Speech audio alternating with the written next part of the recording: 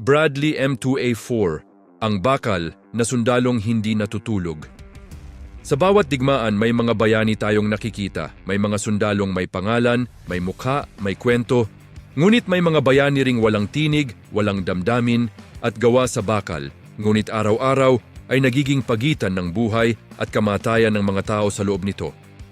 Isa sa mga bayani ng ganitong uri ay ang Bradley M2A4 Infantry Fighting Vehicle ng Estados Unidos. Hindi ito simpleng armored vehicle, hindi rin ito basta tangke. Ang Bradley ay isang saksi sa takot, tapang, pagkakamali at pagbabago ng modernong digmaan. Noong huling bahagi ng Cold War, nanginginig ang mundo sa banta ng digmaan sa pagitan ng dalawang superpower, Estados Unidos at Soviet Union. Parehong panig ay naghahanda para sa isang digmaang maaaring sumiklab anumang oras, isang digmaang hindi katulad ng nauna. Napagtanto ng US Army na hindi na sapat ang mga lumang armored personnel carriers. Kailangan nila ng sasakyang makakasabay sa tangke, makakapaghatid ng infantry sa gitna ng labanan at may kakayahang lumaban mismo. Dito ipinanganak ang ideya ng Bradley. Ngunit ang kapanganakan nito ay hindi madali. Maraming taon ng pagtatalo, pagbabago ng disenyo at matinding kritisismo ang dinaanan nito. Tinawag itong sobrang mahal, sobrang komplikado at sobrang delikado. May mga nagsabing masyado itong mabagal. May mga nagsabing masyado itong manipis ang armor. May mga nagsabing isa itong pagkakamali ng militar. Ngunit tulad ng maraming dakilang bagay, ang Bradley ay hindi isinilang upang maging perpekto, kundi upang magbago. Ang unang mga bersyon ng Bradley ay nagdulot ng kontrobersya. Ngunit bawat digmaan, bawat operasyon, bawat pagkawala ng sundalo ay naging aral. Unti-unting binago ang Bradley, hindi sa isang malaking hakbang, kundi sa maraming maliliit na hakbang. Hanggang sa dumating ang M2A4, ang pinakamodernong anyo ng Bradley. Hindi ito simpleng upgrade, isa itong evolusyon. Ang Bradley M2A4 ay produkto ng dekada-dekadang karanasan sa aktwal na digmaan. Lahat ng kahinaan ng naunang bersyon ay sinubukang tugunan. Lahat ng leksyon mula Iraq, Afghanistan at iba pang conflict zones ay isinama sa disenyo nito. Mas malakas ang makina, mas mahusay ang suspension, mas advanced ang electronics, mas integrated ang mga sensor at communication systems. Ngunit higit sa lahat, mas protektado ang sundalo. Ang loob ng M2A4 ay parang isang gumagalaw na command center. Ang crew ay hindi lamang tumitingin, sila ay nakakakita. Nakikita nila ang kaaway kahit sa dilim, kahit sa usok, kahit sa ulan. Ang pangunahing sandata ng Bradley ay ang 25mm chain gun. Isang automatikong kanyon na kayang pumunit ng light armored vehicles at magbigay ng suppressive fire laban sa infantry. Hindi ito sandatang basta pumuputok. Ito ay sandatang pinag-iisipan. Bawat bala ay may layunin. Bawat putok ay may desisyon sa likod nito.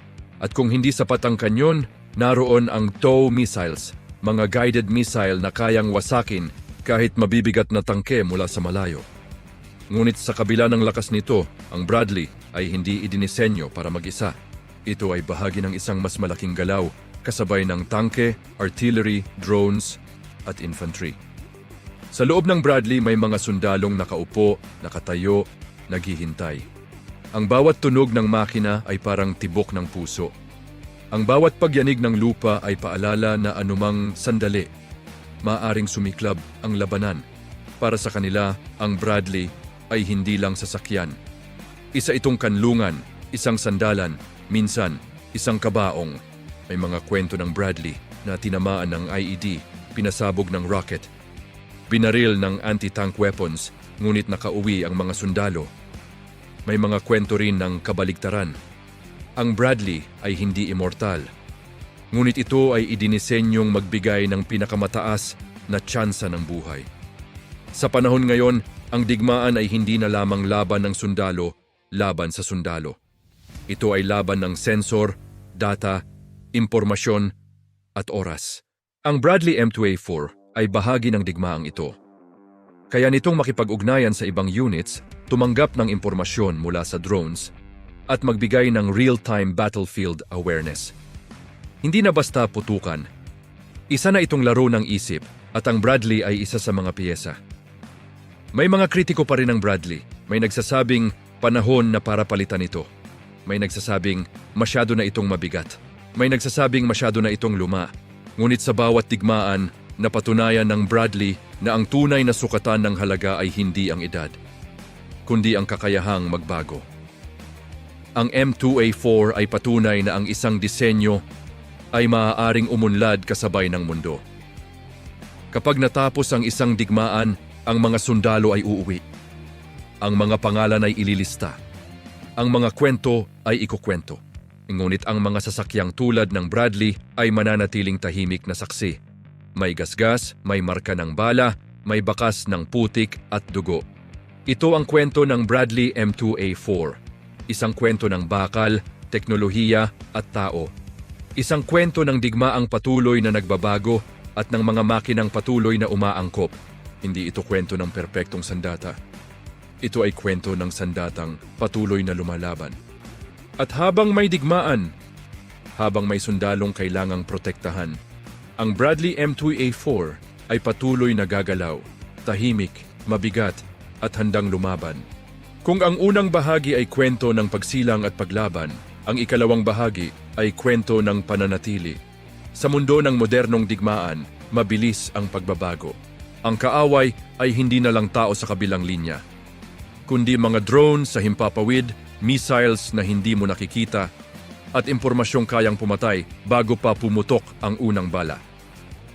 Sa ganitong realidad, tinatanong ng marami, may lugar pa ba ang Bradley M2A4? Ang sagot ng kasaysayan, o hanggat kaya nitong umangkop, ang M2A4 ay hindi na lamang sasakyang pandigma, isa na itong platform. Isang base kung saan maaaring ikabit ang mas bagong sensor, mas matalinong sistema ng depensa, at mas mabilis na komunikasyon. Sa hinaharap, inaasahang mas magiging konektado ang Bradley, kasama ang drones, satellite feeds, at AI-assisted targeting. Ngunit ang pinakamahalagang papel nito ay hindi teknolohiya. Ito ay ang pagbibigay ng oras. Oras para makalabas ang infantry. Oras para makapagdesisyon ng commander. Oras para mabuhay ang sundalo.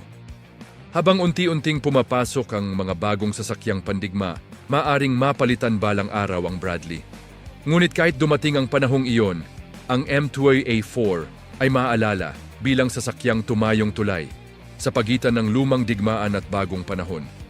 Hindi lahat ng bayani ay may monumento. Ang ilan ay may gulong, bakal at marka ng labanan.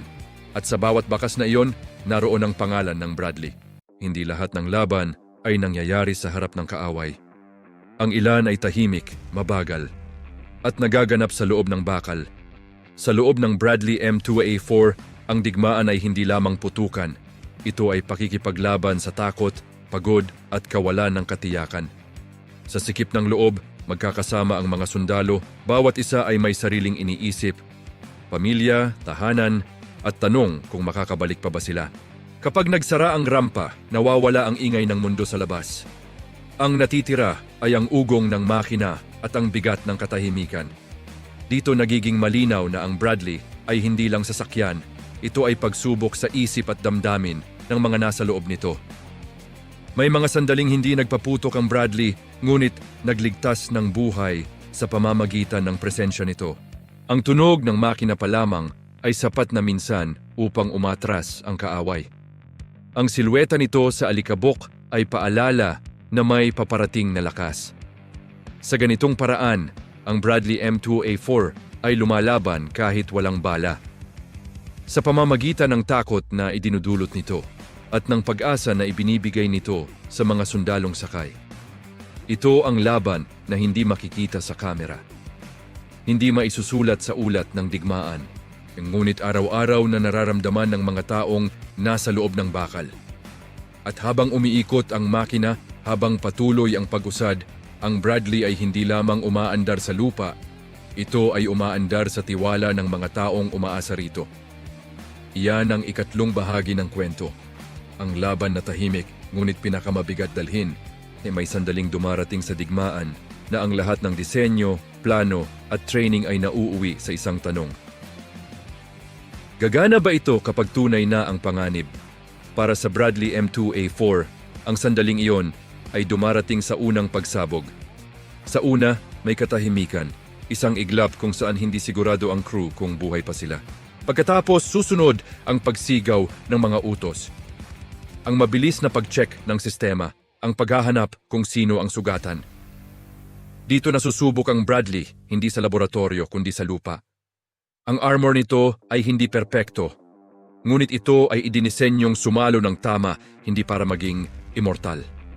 Ang bawat plate, bawat upgrade, bawat dagdag na proteksyon ay resulta ng mga aral na binayaran ng dugo.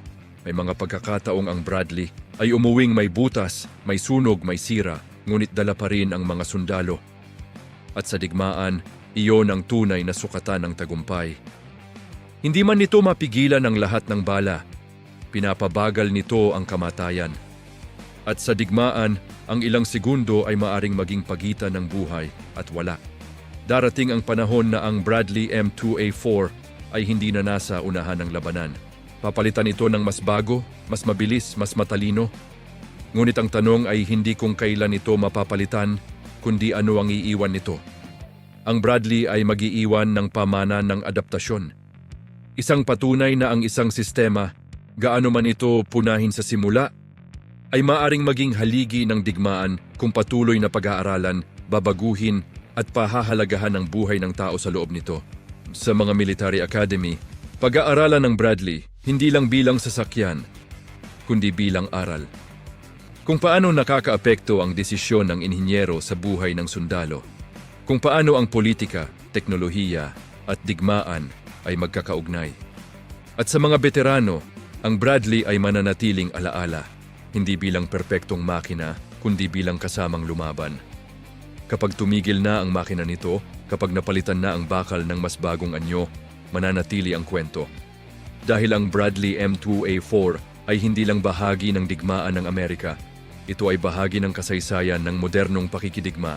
At habang may mga kwentong isinasalaysay, habang may mga sundalong nag-aalala at umaasa, ang pangalan ng Bradley ay patuloy na babanggitin. Hindi bilang sandata lamang, kundi bilang tagapamagitan ng buhay at kamatayan. Iyan ang huling bahagi ng kwento.